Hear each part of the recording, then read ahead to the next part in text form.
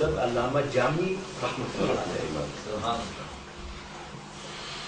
Rasulullah sallallahu alayhi wa sallam said,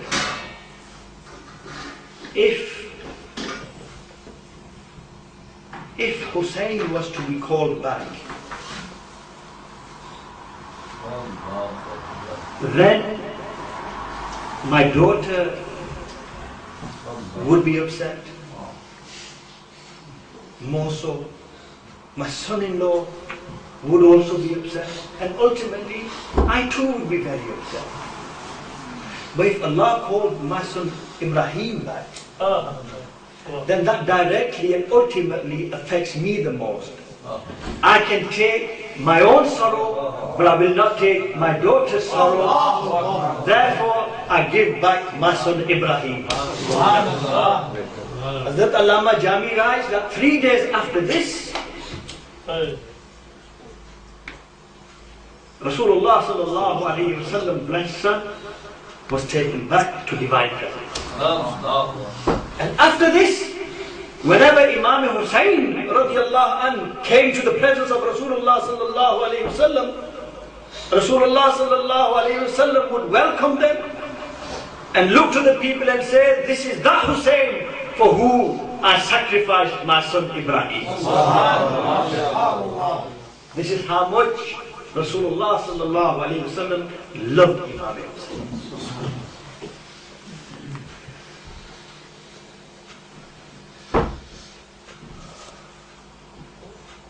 Information. Subhanallah. Subhanallah. When Imam Hussein radiallahu ta'ala anhu arrived on dunya,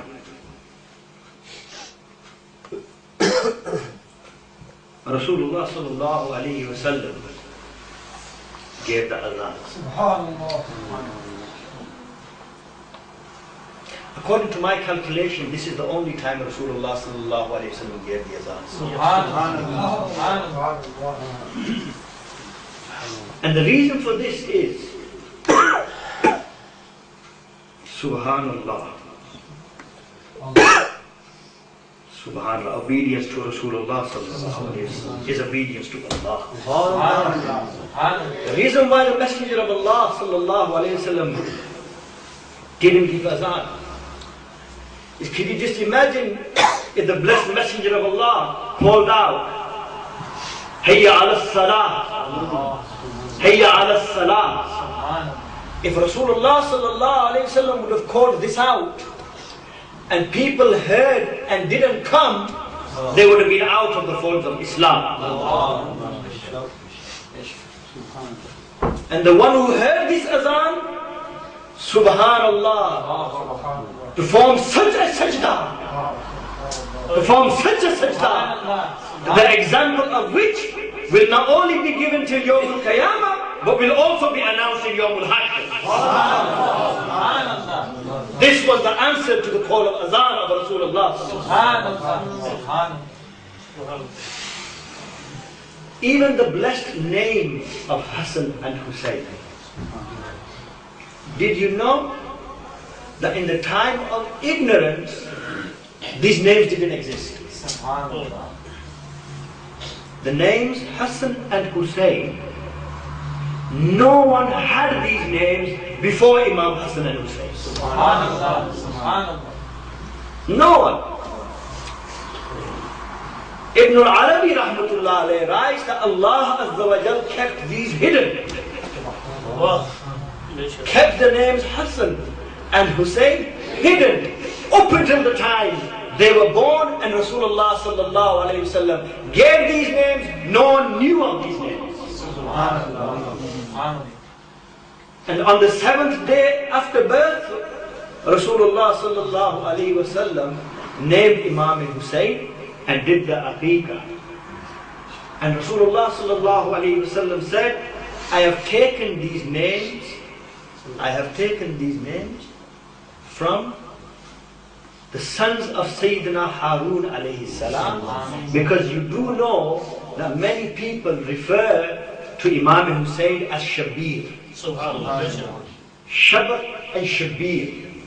And these were the names of the sons of Sayyidina Harun alayhi salam, which means what? Beautiful and more beautiful. In the Hebrew language, Shabr and Shabir mean beautiful and more beautiful, and their equivalent in the Arabic language is Hassan and Hussein.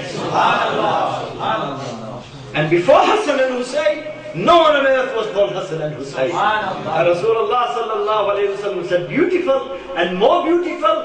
One of them resembled Rasulullah sallallahu alayhi wa sallam from the bottom half of the body. The other one represented and resembled Rasulullah sallallahu alayhi wa sallam from the upper half of the body. They were both flowers of Rasulullah sallallahu alayhi wa sallam. Both flowers.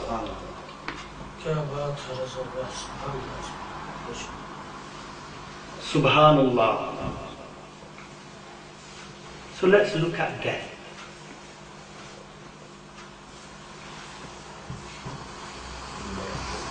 Subhanallah.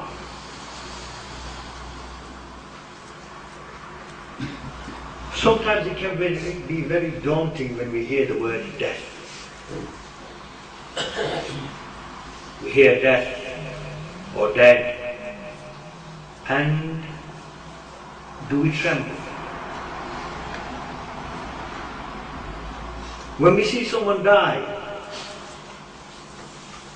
we fulfill their rights, shed a few tears, live the moment and fear Allah, but as the days increase, the memories decrease, and we slip into our old routine again until something else happens. But subhanallah, for a mu'min, death has a different meaning.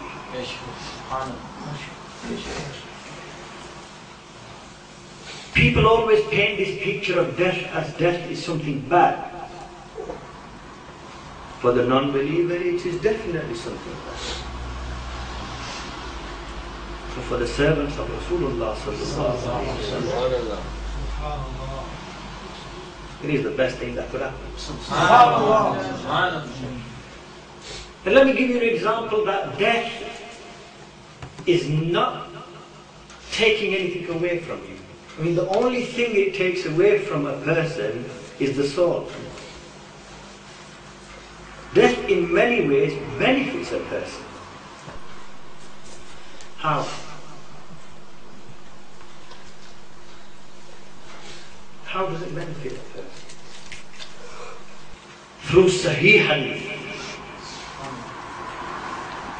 which is applicable to every soul, every person, mu'min or not. It is said that when someone dies and is buried, and thus providing they're buried, and the relatives bury them and they walk away, the deceased person in the grave can hear the footsteps, the last footsteps of his relatives walking away. This is applicable to anyone that dies, Muslim and non-Muslim. So sitting here, it would be hard for me to hear someone walking outside there. And if I was in the grave with tons of soil on me, in normal circumstances, do you think I could hear someone walking away? So tell me, has death decreased or increased? Subhanallah. Subhanallah.